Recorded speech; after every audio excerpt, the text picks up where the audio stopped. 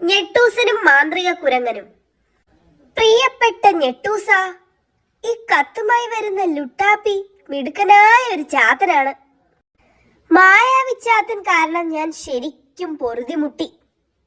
അവനെ കൊടുക്കാൻ പറ്റിയ മാന്ത്രിക സാധനം വല്ലതും ലുട്ടാപ്പിയുടെ കൈവശം കൊടുത്തു വിടണം എന്ന് ഞെട്ടൂസന്റെ ക്ലാസ്മേറ്റ് കുട്ടൂസൻ. ഓ, അപ്പോ നീയാണല്ലേ പൊട്ടാപ്പി?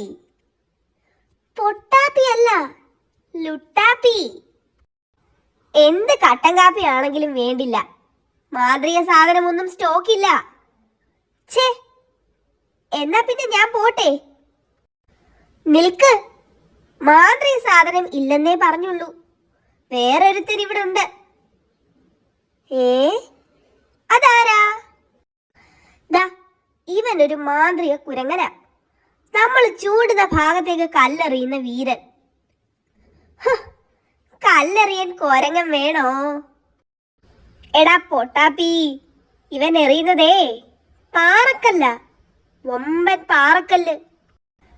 എടാ കുരങ്ങ, ഞാൻ 2 പിള്ളേരെ കാണിച്ചു തരും. അവറ്റകളുടെ തലമണ്ടയ്ക്ക് കൃത്യമായി എറിയണം.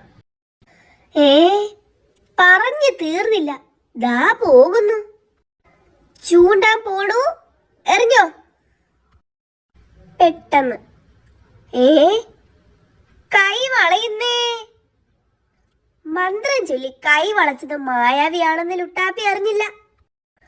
അതോടെ മരമങ്കി കല്ല് മേലോട്ടാണോ എറിഞ്ഞത്? അമ്മേ, മാറാൻ സമയം കിട്ടിയില്ല. രാക്ഷസ പരുന്ത്. ഒരു ദിവസം അമ്മേ, അത് നോക്ക്. കുട്ടൂസ, ഏതായി രാക്ഷസ പരുന്ത്? ഒരു മന്ത്രവാദി തന്നതാടാകിനി. അപ്പോ ഇനി കുന്തമൊന്നും വേണ്ടല്ലോ നമുക്ക് വറക്കാൻ. പറക്കാൻ മാത്രമല്ല, ഇവൻ ആരെയും വിഴുങ്ങാനും പറ്റും. വിഴുങ്ങാനോ? എങ്കിൽ കലക്കി. വിസിലടി കേൾക്കുന്നത് ഇവന് അലർജിയാ. ആരേലും വിസിലടിച്ചാൽ അവരെ അകത്താക്കും. അയ്യടാ, എങ്കിലാ രാജനെയും രാധയും വകവരുത്താൻ എളുപ്പമാണല്ലോ. എങ്ങനെ? അവർക്കൊരു വിസില് വാങ്ങിക്കൊടുത്താൽ പോരെ? ശരിയാ. അവര് വിസിലടിക്കുമ്പോ പരുന്ത് അവരെ കൊക്കിനകത്താക്കും. കലക്കി. വേഗം ഒരു വിസില് സംഘടിപ്പിക്കണം. എന്റെ കയ്യിലുണ്ട്. ഇതൊന്ന് ഊതി നോക്കിയാലോ? വേണ്ട, വല്ല അപകടം പിടിച്ച മാന്ത്രിക വിസിലുമാണെങ്കിലോ? നമുക്ക് മായാവിയെ വിളിക്കാം. ഇപ്പൊ കാണാം. അതേസമയം അതാണ് അവരുടെ വീട്. അവരിപ്പ വിസിലടിക്കും.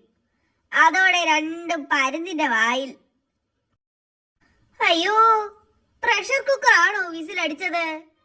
അയ്യോ അയ്യോ അയ്യോ അയ്യോ അയ്യോ.